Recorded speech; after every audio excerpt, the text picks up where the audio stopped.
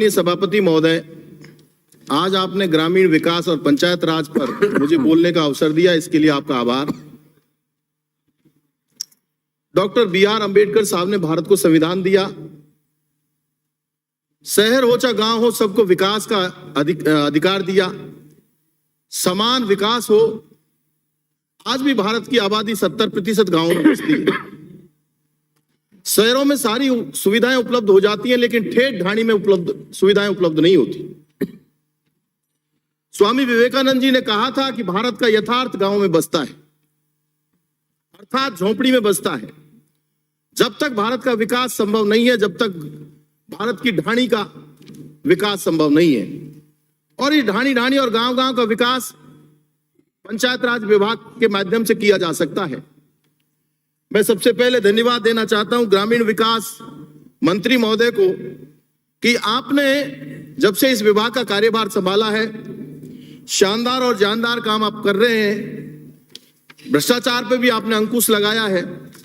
और खास बात मैं ये कहूं सभापति महोदय कि स्वामी विवेकानंद जी ने जब यथार्थ को गांव में बसने की बात कही है, जब तक गांव का विकास नहीं होगा, जब तक राष्ट्र की प्रगति का सपना नहीं देखा जा सकता। हम सबकी जिम्मेदारी बनती है कि हम राष्ट्र के विकास में सबकी भागीदारी हो। मैं इतना कहना चाहता हूं, जिस राष्ट्र में बुद्धि और विद्या का जितना अधिक प्रचार और प्रसार होगा, वो राष्ट्र उतना ही उन्नतिशील होगा। सभापति महोदय, महात्मा गांधी जी ने ग्राम स्वराज का नारा दिया था, और ग्राम स्वराज का नारा देने का अर्थ ये था कि ग्राम का विकास गांव की चौपाल पर बैठकर ग्राम सभा के माध्यम से हो। ये 3 स्तरीय व्यवस्था बनाई पंचायत राज व्यवस्था की, जिला परिषद, पंचायत समिति और ग्राम पंचायत। मैं कहना चाहता हूं, चाहे भारत सरकार से पैसा आता हो, चाहे राजस्थान सरकार से पैसा आता हो, ये पैसा जनता की गाड़ी कमाई का पैसा है।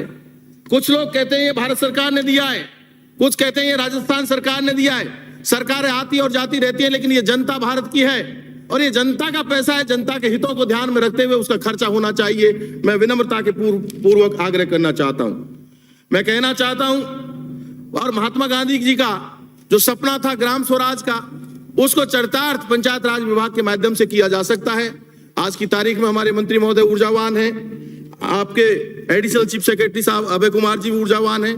आप मिलकर के शानदार काम कर रहे हैं, इसके लिए बधाई देना चाहता हूं। मैं निवेदन करना चाहता हूं, आपने 3 साल पहले पंचायत राज का पुनर्गठन किया था, और पंचायत राज का पुनर्गठन हो चाहे किसी भी विभाग का पुनर्गठन हो, सरकार की एक जिम्मेदारी बनती है कि सरकारी दफ्तर ग्राम के पास जाकर खुले।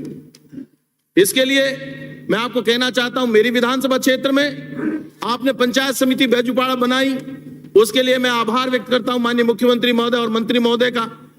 लेकिन सभापति महोदय, मैं कहना चाहता हूं, मेरी विधानसभा क्षेत्र की 3 ग्राम पंचायत ऐसी हैं, गगवाड़ा, टुडियाना और बालाहेड़ी, जिनके लिए मैं माननीय मुख्यमंत्री महोदय से, हमारे चिकित्सा एवं स्वास्थ्य मंत्री महोदय के साथ, प्रसादी लाल जी के साथ माननीय मुख्यमंत्री जी से मिला। फिर हम दोनों मिलकर के पंचायत राज मंत्री महोदय रमेश मीणा जी के घर गए। आपकी कृपा से हमारे यहाँ नई पंचायत समिति का पिछले बजट में घोषणा हुई।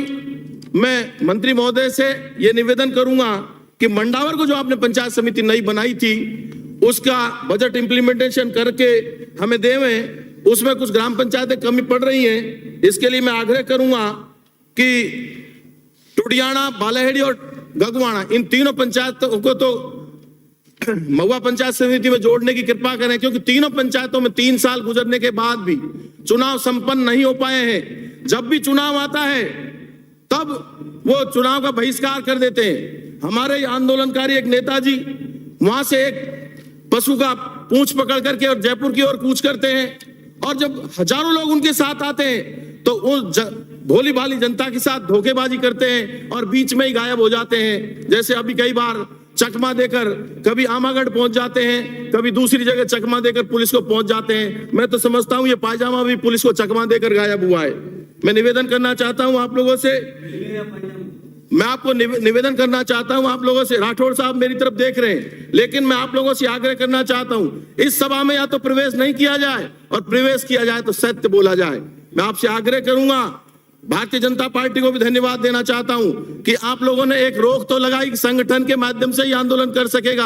आप अगर कोई आंदोलन करता है और सही बात पर आंदोलन करता है, मैं कहना चाहता हूं बहुत विनम्र शब्दों में, राजस्थान सरकार वीरांगनाओं के लिए सम्मान करती है और राजस्थान सरकार ने बहन मंजू देवी की बात करें, चाहे बहन सुंदरी देवी गुर्जर की बात करें, चाहे बहन मधुबाला मीणा की बात करें, इनके लिए माननीय मुख्यमंत्री जी ने स्पष्ट कहा है जो उनकी जायज मांगे हैं उनके लिए हम आज भी तैयार हैं।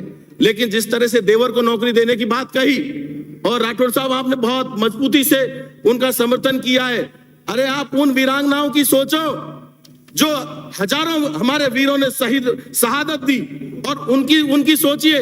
मैंने देखा है माननीय सभापति महोदय, मेरे क्षेत्र में एक एक्सीडेंट हुआ, उस महिला का पति उस एक्सीडेंट में मारा गया, कोई बच्चा नहीं था, ना बेटा था ना बेटी थी, वो बहू दूसरी जगह चली गई, 10 लाख रुपए उसको मुआवजा मिला।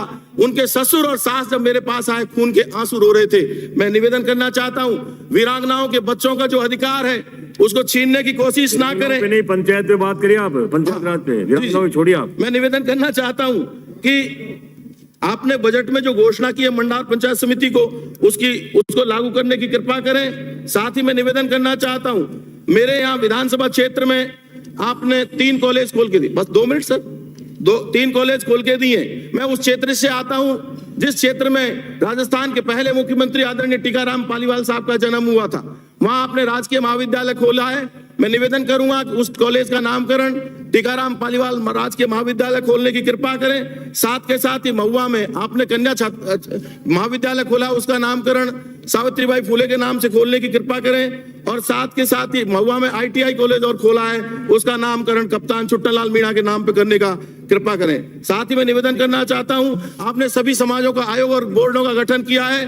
कोली समाज के लिए मैं विकास के लिए झलकारी माता बोर्ड विकास बोर्ड की मांग करता हूं, प्रजापति समाज के लिए यादे माता विकास बोर्ड की मांग करता हूं, योगी समाज के लिए गुरु गोरखनाथ विकास बोर्ड की मांग करता हूं, दलित एवं पिछड़ों के विकास के लिए महर्षि बालीनाथ विकास बोर्ड की मांग करता हूं। और साथ के साथ अंत में मैं निवेदन करना चाहता हूं माननीय सभापति महोदय कि पिछले बजट में माननीय मुख्यमंत्री महोदय ने निःशक्त जनों के लिए घोषणा की थी कि उनकी 55 वर्षीय उम्र होने से पहले अगर वो अपाहिज हो जाते हैं, अपंग हो जाते हैं, तो उनके लिए नियम कानून बनाने की आवश्यकता थी, उनको अनुकंपा नियुक्ति देने की बात थी। बिंदु संख्या 91 पर ये दर्ज है पिछले बजट में। मैं निवेदन करूंगा कि आप उसके नियम और कानून जल्दी से जल्दी बनाकर निःशक्त जनों को राहत देने का काम करेंगे। सरकार को युवाओं के रोजगार के लिए और सोचना चाहिए।